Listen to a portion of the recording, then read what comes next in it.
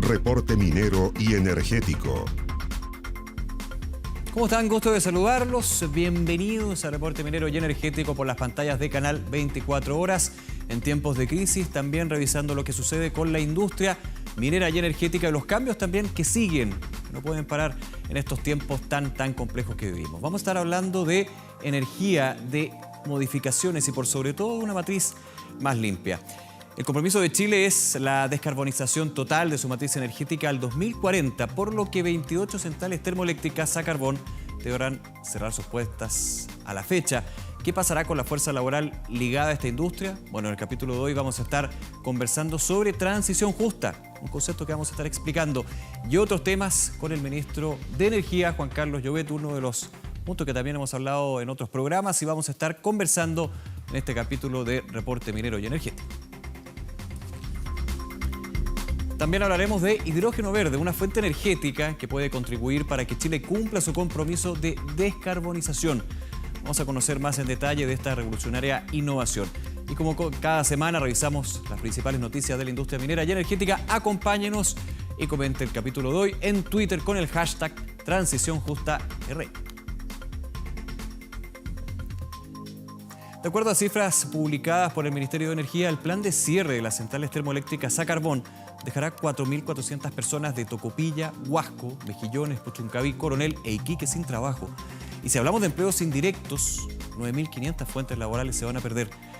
Adelantándose a este impacto social, el gobierno trabaja en la denominada Estrategia de Transición Justa y Sustentable, cuyo objetivo es que este compromiso de descarbonización incorpore medidas sociales y ambientales, especialmente promoviendo la creación de empleos verdes. ¿De qué trata esta iniciativa? Nos acompaña vía remota el ministro de Energía, justamente Juan Carlos Llobet. Ministro, gusto de saludarlos. Gracias por acompañarnos en el programa. Hola Nicolás, gracias por la invitación. ¿Cómo estás? Muy bien, gracias. A ver, este es la cara amarga, la cara negativa de un cambio de la matriz, un cambio hacia una energía más verde, un tema medioambiental, pero que evidentemente tiene un impacto en familias, en personas. ¿De qué se trata esta estrategia? ¿Qué contempla? Bueno, lo primero que, como contexto, nosotros en Chile el año pasado, y en los últimos años la cifra ha sido parecida, casi un 40% de la electricidad que consumimos en el país la generamos con centrales de generación a carbón, que contaminan, generan gases de efecto invernadero y nos hacen dependientes energéticamente porque tenemos que traer el carbón desde afuera, lo tenemos que importar. Entonces estamos en un plan muy ambicioso para aprovechar el enorme potencial que tenemos en Chile de energías renovables, cerrar todas esas centrales a carbón, como decías tú en la introducción, al 2040 no va a quedar ninguna funcionando y tenemos las primeras que las vamos a cerrar de aquí al año 2024 para reemplazar esa energía que generamos con carbón por energía limpia. Pero tenemos que hacernos cargo de los empleos que generan esas centrales, ¿cierto? Las cifras que tú diste son cifras muy importantes y lo que tenemos que hacer es ayudarles a esas personas a reconvertirse, a tener nuevas fuentes de trabajo. Entonces, ¿qué es lo que estamos haciendo? Primero estamos trabajando muy de cerca con otros ministerios, el Ministerio de Medio Ambiente, el Ministerio del Trabajo, pero también con las compañías. A mí me tocó estar el año pasado, por ejemplo, en el cierre y a principios de este año en una central en Iquique, la central Tarapacá, que es una central de Enel, y Enel en ese caso, todos los trabajadores de esa central primero se les ofrecieron trabajos dentro de la propia compañía, precisamente en proyectos de energía renovable que estaba desarrollando la propia empresa, y en otros casos, gente que estaba cerca de su edad de jubilación, se le ofrecieron planes de retiro que las personas voluntariamente aceptaron, ¿no? En Iquique el caso era, yo diría, más fácil porque era la única central que estaba en la zona de Iquique, y Iquique además es una ciudad relativamente grande. Claro. Pero hay otras ciudades donde hay centrales de carbón en que hay más centrales, y por lo tanto más empleos asociados a las centrales, y además son ciudades más pequeñas, entonces el mercado laboral donde esas personas se pueden recolocar es más pequeño. Y son ciudades, perdón, ministro, que dependen justamente de esa actividad y de esa central finalmente. Gira en torno a la economía a este tipo de trabajo.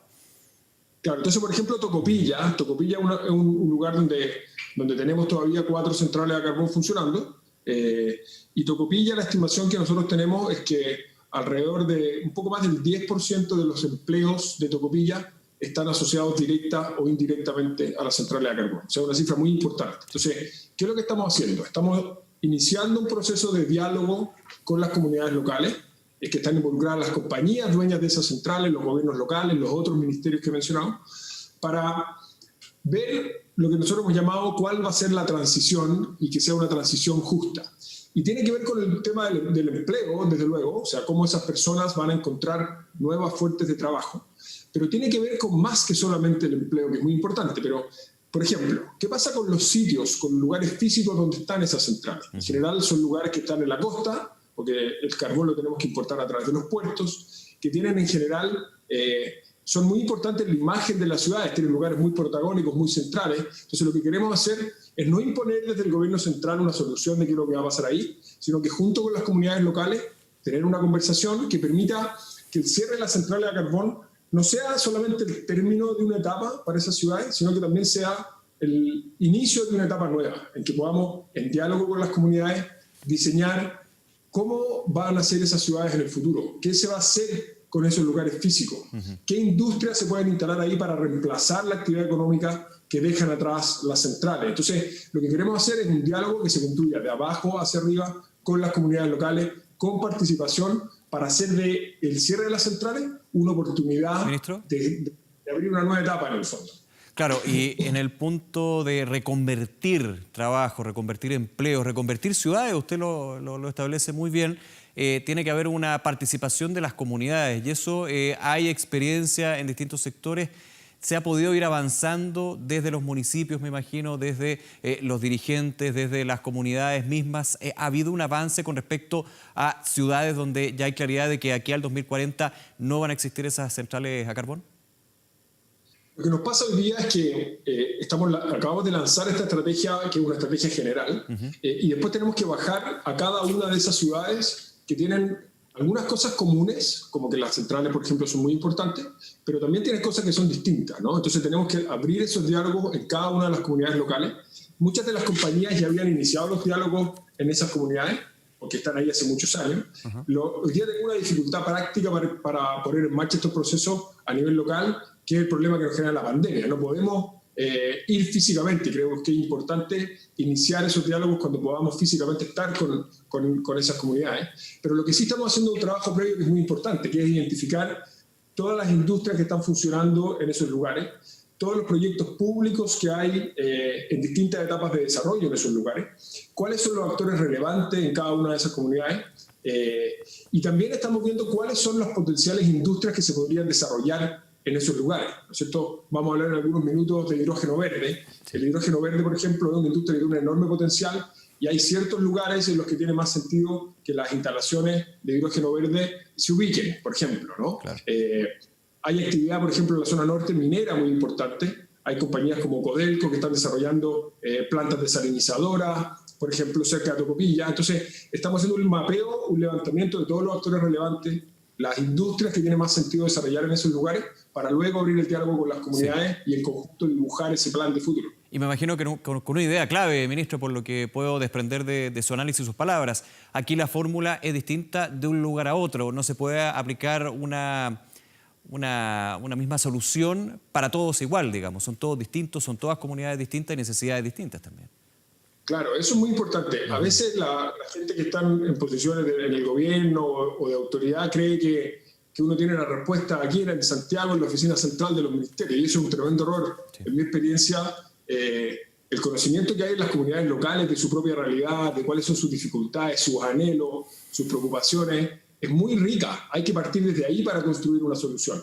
El gobierno, desde luego, puede poner recursos, puede articular el diálogo, convocar a los distintos actores, pero el conocimiento que hay en cada una de las comunidades locales es esencial. Entonces, por ejemplo, en el norte la actividad minera es muy importante. La actividad minera necesita mucha agua, necesita electricidad, eventualmente en el futuro va a necesitar hidrógeno. Entonces, eso es distinto de lo que puede pasar, por ejemplo, en Coronel. En el sur no hay actividad minera, pero hay actividad forestal, hay otras actividades industriales. Entonces, cada zona es distinta y por eso es tan importante involucrar a los actores locales. Además, hay otra cosa en el tema de la participación local. No solamente nos permite tener soluciones que se adapten y reflejen mejor la realidad de cada lugar, sino que además permite que los esfuerzos que hagamos tengan continuidad en el tiempo, Nicolás, porque nosotros las autoridades políticas estamos aquí de paso, estamos cambiando cada cierto tiempo, es lo sano y lo que corresponde. Entonces, los esfuerzos que hay que hacer para la transformación de estos lugares requiere que se sostengan en el tiempo. Claro, entonces, como una política de Estado. Locales, claro, que son más permanentes además, es muy importante para que esto tenga continuidad, ¿no? Uh-huh. Hablemos un poquito de lo que es el cierre mismo, el proceso de descarbonización al 2040. Ya lo veíamos también en la pantalla, 28 centrales van a cerrar de aquí al 2024. Dos preguntas en una, ministro. Primero, ¿se han acelerado los tiempos que ya se han establecido? Más bien que los tiempos, los procesos de cierre de lo que va a venir en términos de las centrales termoeléctricas. Y segundo, ¿este cronograma podría sufrir cambios por la crisis sanitaria, pero por sobre todo por la crisis económica? Hay un costo también en cerrar centrales termoeléctricas cuando hay una recesión instalada que podría durar 2 años. Sí, respecto a lo primero, en los primeros días de junio del año pasado, cuando se lanzó este cronograma, se establecieron 2 etapas, o 2 fases. La fase 1, donde se iban a cerrar cierta cantidad de centrales al año 2024, y una fase 2, que era todo el resto de las centrales, que no tenían una fecha específica, como las primeras, pero sí decían, las vamos a cerrar todas antes del 2024. Y nosotros, desde que se lanzó ese acuerdo, ese anuncio, hasta hoy día hemos logrado anticipar 6 centrales que hemos logrado que tengan una fecha específica y que salgan antes de lo originalmente planificado. Eso significa que de aquí al 2024, o sea, los próximos 4 años, va a salir más de un 30% de la capacidad de centrales a carbón del país. Eso, lo primero, es una buena noticia. Y mi impresión es que en la medida que vaya avanzando el tiempo, nosotros vamos a poder seguir acelerando ese cronograma de salida. Primero porque el desarrollo de energías renovables en Chile está avanzando a una velocidad muy, muy alta. Solamente para que se hagan una idea, Nicolás, hace 5 años, cuando se hizo la planificación de largo plazo del sector energético, la estimación es que íbamos a llegar al 70% de energías renovables del total de la matriz el año 2050. Nuestra proyección hoy día es que vamos a llegar a ese 70% en 2030. O sea, en 5 años pudimos anticipar el cumplimiento de esa meta en 20 años, en 2 décadas. ¿Ya? Entonces, en la medida que avanzamos más rápido con el desarrollo de las renovables, más rápido vamos a poder sacar las centrales a carbón. Y lo otro que está pasando, que es muy importante, es que la conciencia sobre el calentamiento global y el cambio climático es cada día más fuerte. En los gobiernos, este gobierno se comprometió a ser carbono neutral en el 2050, pero también en las generaciones más jóvenes, ¿no es cierto?, en las compañías. Entonces, yo creo que en la medida que esa presión aumente, va a acelerarse el cronograma de cierre de las centrales a carbón, que son responsables, ojo con esto, las centrales a carbón en Chile emiten un 25%, o sea, un cuarto de todas las emisiones de gases de efecto invernadero en nuestro país. Entonces yo creo que es muy importante que en la medida que podamos, las vayamos retirando, ubicando en las comunidades locales. Y otra cosa que es importante que la gente lo sepa, podemos retirar las centrales a carbón en el ritmo que lo estamos haciendo, eventualmente más rápido, sin afectar la calidad de suministro, la seguridad del sistema, ni tampoco los precios. Bien, ministro Juan Carlos Llobet, nuevamente muchísimas gracias por acompañarnos en el programa, que esté muy bien. Bueno, gracias a ti. Un abrazo, hasta luego. Vamos a hacer una pausa, regresamos de inmediato con más temas aquí en Reporte Minero y Energético.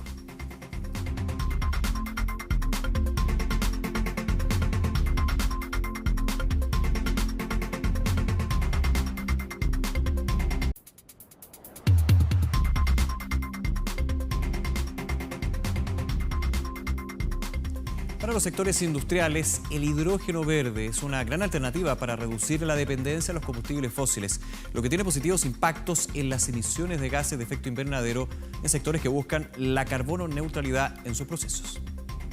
Siendo uno de los elementos más abundantes en la Tierra, el hidrógeno guarda un gran potencial energético y ambientalmente amigable si es que es producido de forma sustentable. Hoy día en el mundo se produce mucho hidrógeno, pero el hidrógeno que se produce a nivel, en general a nivel industrial hoy día viene de procesos de reformación de gas natural, es decir, de componentes de gas natural u otros componentes de combustibles fósiles. Por lo tanto, emite en su proceso de creación de este hidrógeno, emite gases de efecto invernadero.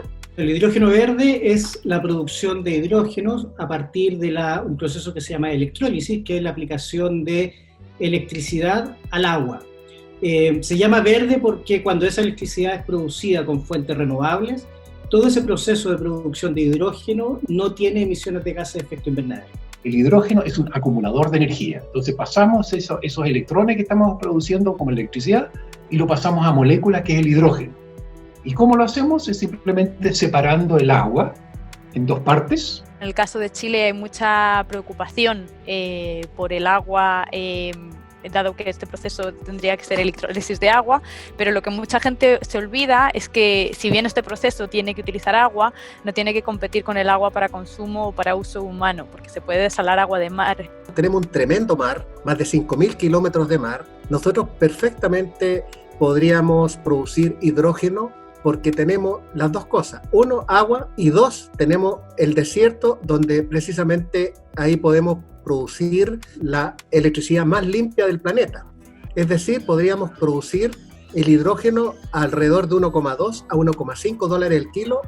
En ninguna parte del mundo se podría producir a ese costo. Si bien la obtención de hidrógeno requiere un excesivo consumo energético y su costo de producción aún no es competitivo para las generadoras, los atributos geográficos de Chile lo hacen atractivo para el desarrollo de hidrógeno verde. Lamentablemente hoy día no es más barato. La tecnología existe ya hace bastante tiempo, es bastante conocida de hecho. El problema que tiene hoy día el hidrógeno producido a partir de fuentes verdes es que en su costo de producción es más alto por un tema de economías de escala. En Chile tenemos un problema con lo barato, porque muchas veces lo barato sale muy caro. Entonces a nosotros nos parece, por ejemplo, que es muy barato usar leña húmeda, porque es baratísima, y sin embargo lo caro es envenenar al vecino con el humo, y eso es carísimo a nivel social. Aquí hay que pasar de los estudios, que se hacen estudio tras estudio, hay que pasar a la acción. Es decir, lo mismo que pasó con el litio, que más de 50 años que seguimos estudiando qué hacer con el litio, y hoy en día realmente conocemos mucho el litio, pero todavía no tenemos ni una fábrica. De aquí a unos cuantos años, prontamente veamos una reducción importante en el costo del hidrógeno verde que se haga crecientemente competitivo. Algunos países europeos, el caso de Alemania, otros países en Asia, el caso de Japón, no tienen capacidad suficiente para producir todo el hidrógeno que van a demandar. Entonces van a tener que comprar hidrógeno y van a buscar mercados que les provean de hidrógeno, que sean excedentarios. Nosotros en Chile, con la energía solar y eólica que tenemos, podemos producir mucho más hidrógeno de lo que necesitaríamos. La idea ahora mismo es que si nosotros queremos descarbonizar nuestra matriz energética, lo que intentamos hacer primero es electrificarla lo más posible. Entonces, para los procesos que no pueden ser electrificados, tenemos que utilizar otro vector energético y el hidrógeno es una súper buena oportunidad para eso. No vamos a poder, por lo menos en el mediano o corto plazo, electrificar todos nuestros usos energéticos. Podríamos electrificar calefacción un poco y etcétera, y seguir avanzando en esa línea. Pero es muy difícil que logremos un 100% de electrificación aquí en el mediano plazo. Y ahí es donde el hidrógeno verde entra a jugar un rol fundamental. Entonces tenemos que ponernos nosotros las pilas, ver de tener la legislación correspondiente, el capital humano, y ser un país confiable para tener un capital, costos de capital bajos, porque estas energías renovables son solamente inversión, no tienen costos de energía. El sol es gratis, el viento es gratis, las mareas son gratis. Y seguimos con otras noticias de la industria. Codelco comunicó que los trabajadores de sus divisiones Chuquicamata, Radomiro Tomic, Gabriela Mistral y Ministro Ales dejarán de utilizar el aeropuerto del Loa de Calama. La medida busca contribuir a su descongestión en medio de la emergencia sanitaria por COVID-19 en Calama. El protocolo de carácter transitorio comenzó a regir el 1 de julio, afectando de forma directa al personal propio de la cuprífera estatal, y su implementación será recomendada a las empresas contratistas. Por otra parte, Codelco informó que tras llegar a acuerdo con los sindicatos, la División Salvador determinó que extenderá la jornada excepcional 14x14 hasta fines de septiembre. Con el objetivo de reforzar las medidas sanitarias en la Fundición Hernán Videla Lira, ENAMI conformó un equipo de expertos para apoyar el trabajo de prevención del COVID-19 al interior de esta faena. Dicha medida fue tomada tras la petición del sindicato número 1 de ENAMI en Paipote y el llamado del ministro Valdo Procuriza de extremar las medidas preventivas dentro de cada faena minera. El plan incluye charlas para líderes, reforzar sanitizaciones en instalaciones y medios de transporte y otras medidas que buscan identificar posibles acciones futuras. Es un equipo multidisciplinario de trabajo donde hemos incorporado a los trabajadores, comité paritario, sindicatos, supervisión, de tal manera de tener una mirada un poquito más amplia del problema y capturar más sugerencias, más opiniones, de una manera de enriquecer nuestras soluciones. El ministro de Minería, Valdo Procuriza, afirmó que Chile verá reducida su producción cuprífera en aproximadamente 200.000 toneladas, según estimaciones realizadas por la Comisión Chilena del Cobre. Por otra parte, el pasado viernes 26 de junio, el precio del metal rojo alcanzó su máximo en 5 meses, influenciado por la activación económica de China, la baja de los inventarios y la incertidumbre de la producción de las mineras chilenas ante el avance del COVID-19. La evolución que ha tenido la pandemia en Chile y en el mundo va a afectar los niveles de producción que se esperan. Por otra parte, hacer proyecciones con lo impredecible que resulta la evolución de esta pandemia puede resultar un poco inexacto, porque la verdad es que la prioridad hoy día es la protección de las personas y de los trabajadores de la minería. Alineada con el Acuerdo de París y la Agenda 2030 de las Naciones Unidas para el Desarrollo Sostenible, la compañía sueca Epiroc sigue avanzando en materias de sostenibilidad en sus operaciones. Entre los nuevos objetivos del grupo se incluye la reducción de las emisiones de CO2 en sus operaciones y con sus principales proveedores, al igual que la implementación de equipos eléctricos de la marca en las faenas de sus principales clientes. Otra de las metas que se plantea la empresa de cara a su compromiso al 2030 es duplicar el número de mujeres en roles operativos, alcanzar los máximos estándares de seguridad y reducir las lesiones vinculadas al trabajo.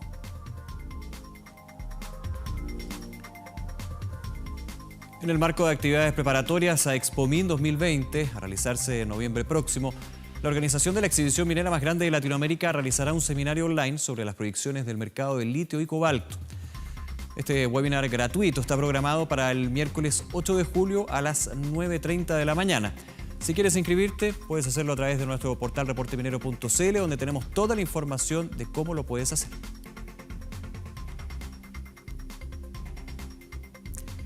Y de acuerdo al índice mensual de actividad económica correspondiente a mayo, la economía chilena cayó un 15,3%, convirtiéndose en el peor registro de su historia.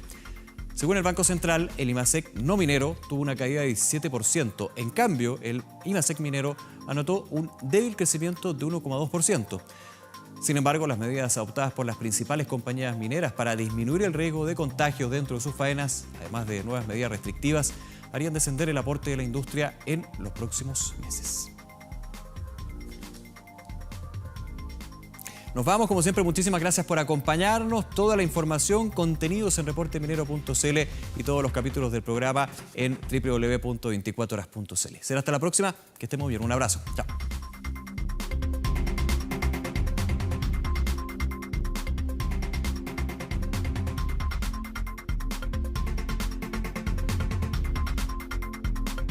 Reporte minero y energético. No olvides suscribirte a nuestro canal de YouTube.